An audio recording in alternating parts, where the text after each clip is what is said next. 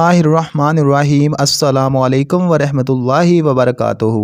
دوستو، روزانہ واقعات کے لیے ہمارے اس چینل کو ضرور سبسکرائب کریں۔ دور جاہلیت میں مقام عکاظ میں بڑا بھاری میلہ لگا کرتا تھا، جس میں مشاعرے منعقد ہوتے، گھڑ دوڑے کے مقابلے کرائے جاتے، پہلوانوں کی کشتیاں اور فنون سپاہ گری کے دنگل سجائے جاتے تھے۔ عرب کے تمام قبائل جنگ جوئی کے مقابلوں میں حد سے بڑھ کر حصہ لیا کرتے تھے۔ انہی میلوں میں جہاں لطف و سرور کی محفلیں گرم ہوتیں، وہیں چھوٹی چھوٹی باتوں پر لوگ لڑنے مرنے پر تیار ہو جاتے اور تلواریں کھینچ کر ایک دوسرے کی گردنوں پر تان لیتے۔ ایک بار ایسا ہی ہوا کہ عکاظ کے میلے میں کئی معمولی بات پر قبیلہ حوازن اور قبیلہ قریش کے درمیان چھیڑ چھاڑ شروع ہو گئی۔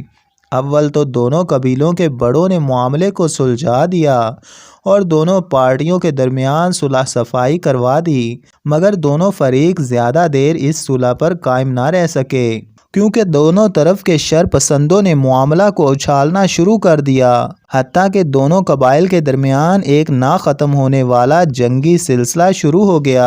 ہم یہاں اس سلسلے کی چوتھی خون ریز جنگ کا تذکرہ کریں گے، جس میں حضرت محمد رسول اللہ صلی اللہ علیہ وآلہ وسلم نے تقریباً 15 سال کی عمر میں شرکت کی، اور یہ رسول خدا کی زندگی کی پہلی باقاعدہ جنگ میں شرکت تھی۔ اس سے قبل ان قبائل کے درمیان 3 خون ریز جنگیں لڑی جا چکی تھیں۔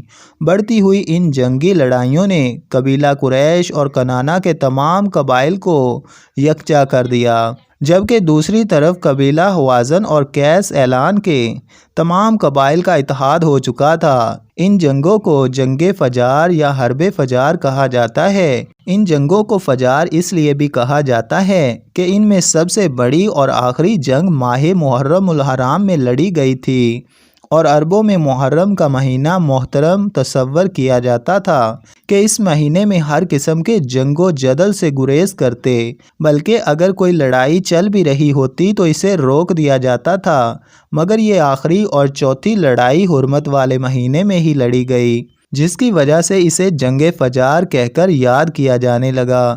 چوتھی جنگ، جس میں حضرت محمد صلی اللہ علیہ وآلہ وسلم نے شرکت فرمائی، اس کے شروع ہونے کا یہ سبب ہوا کہ نعمان بن منظر شاہرہ ہر سال اپنا تجارتی سامان بازار عکاظ میں بھیجا کرتا تھا۔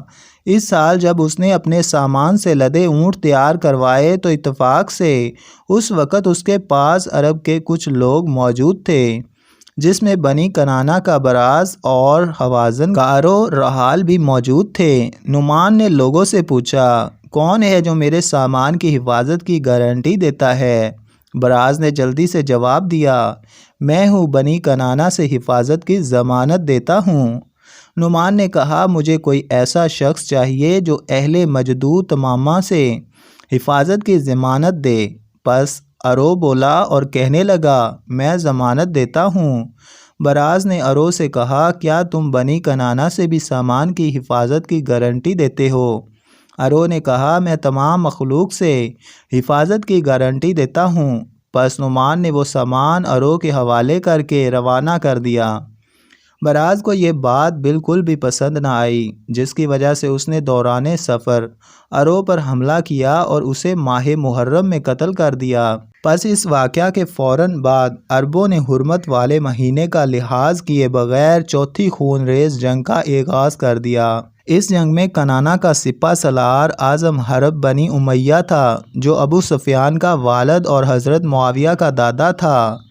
یہی وہ جنگ تھی جس میں پہلی بار حضرت محمد صلی اللہ علیہ وآلہ وسلم نے اپنے چچاؤں کے ہمراہ شرکت فرمائی تھی۔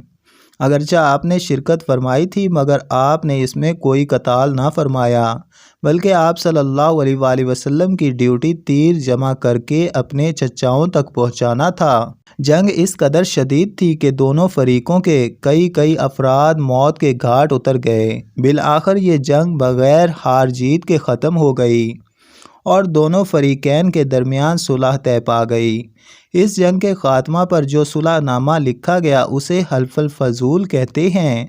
اسے حلف الفضول اس لیے کہا جاتا ہے کہ اس معاہدے کو لکھنے والے سرداروں میں 3 فضل نام کے سردار شامل تھے۔ منقول ہے کہ حضرت محمد صلی اللہ علیہ وآلہ وسلم عہد رسالت میں بھی اس معاہدے پر فخر کرتے تھے، فرمایا کرتے تھے، اس قسم کے معاہدے کے لیے میں اب بھی حاضر ہوں، کیونکہ یہ مسافروں، غریبوں اور مظلوموں کی، خواہ وہ کسی بھی قبیلے سے ہوں، مدد کرنے کے لیے بنایا گیا تھا۔ اس میں ایک اور بھی روایت ملتی ہے کہ جس کے مطابق آپ صلی اللہ علیہ وآلہ وسلم کی عمر مبارک 20 سال تھی، اور ایک تیسری روایت کے مطابق 10 سال تھی۔ دوستو، ایسے ہی مزید واقعات اور بہترین ویڈیوز کے لیے ہمارے اس چینل کو ضرور سبسکرائب کریں، اور اگر آپ کو ہماری یہ ویڈیو اچھی لگی ہے تو اس کو لازمی لائک کریں۔